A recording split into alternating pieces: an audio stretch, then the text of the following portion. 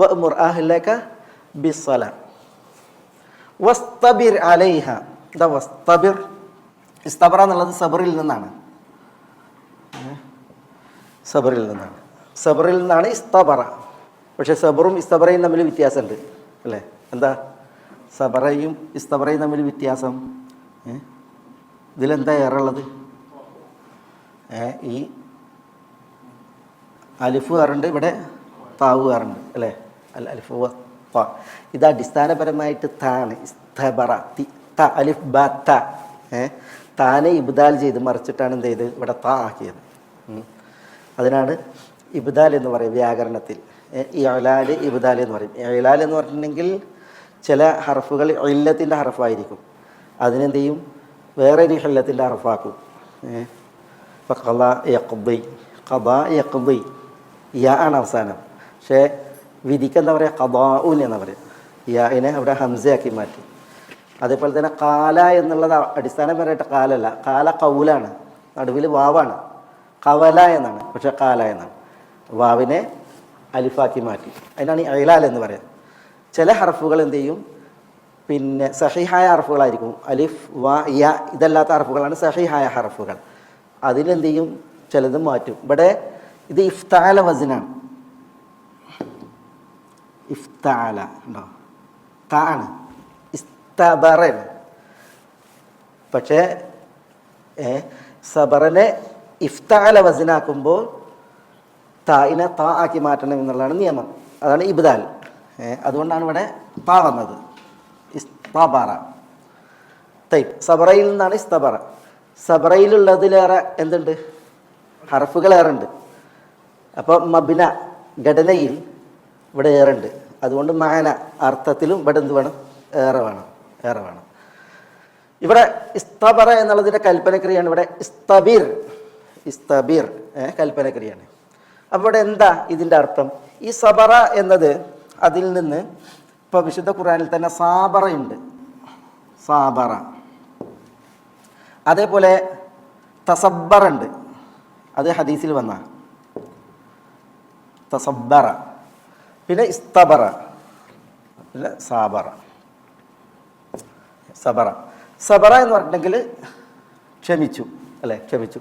ഒരാൾ പിന്നെ ഒരു കൽപ്പനയ്ക്ക് മുമ്പിൽ ക്ഷമിച്ചു, അല്ലെങ്കിൽ ഒരു വിരോധം അതിനു മുമ്പിൽ ക്ഷമിച്ചു, അല്ലെങ്കിൽ ഒരു വിധി പ്രതികൂലമാകുമ്പോൾ അതിൽ ക്ഷമിച്ചു. അതൊരു അയാളുടെ സ്വഭാവമാണ്, ക്ഷമ എന്നുള്ള സ്വഭാവമാണ്. അത് അയാൾ തൻ്റെ സ്വഭാവമായിട്ട് സ്വീകരിച്ചിട്ടുള്ളതാണ്. അല്ലെങ്കിൽ ഒന്നുകിൽ അയാൾ അള്ളാഹു സുബ്ഹാനഹു വ തആല അയാൾ കഴിഞ്ഞൊരു സ്വഭാവമാണ് ക്ഷമ എന്നുള്ളത്. അതുകൊണ്ട് തന്നെ അയാൾ ഇപ്പോൾ അള്ളാഹിൻ്റെ ഒരു കൽപ്പന വന്നാൽ അയാൾ കൽപ്പന ക്ഷമിച്ച് നിർവഹിക്കുന്നു. വിരോധത്തിനും ക്ഷമ വേണമല്ലോ, അതിൽ നിന്ന് ക്ഷമിച്ച് വിട്ടു നിൽക്കുന്നു. പിന്നെ എന്തെങ്കിലും വിധി വിപരീതമായി വന്നിട്ടുണ്ടെങ്കിൽ ക്ഷമിച്ചത് സഹിക്കുന്നു. അതൊരാളുടെ ഹുലുക്ക് സ്വഭാവമാണ്. പക്ഷെ തസബ്ബർ അങ്ങനെയല്ല. തസബ്ബറ എന്ന് പറഞ്ഞിട്ടുണ്ടെങ്കിൽ തകല്ലഫ എന്ന ഇതിലാണ്. അതിനൊരു എന്തുണ്ട്?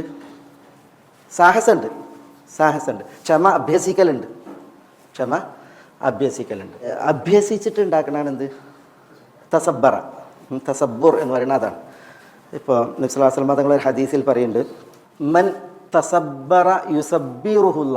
മൻ തസബ്ബറ, ഒരാൾ ക്ഷമ എന്താണ് അഭ്യസിച്ചുണ്ടാക്കിയാൽ യുസബ്ബിറുഹുല്ല എന്നാണ്. ക്ഷമ അയാൾക്ക് അള്ളാഹു എളുപ്പാക്കി കൊടുക്കുന്നു.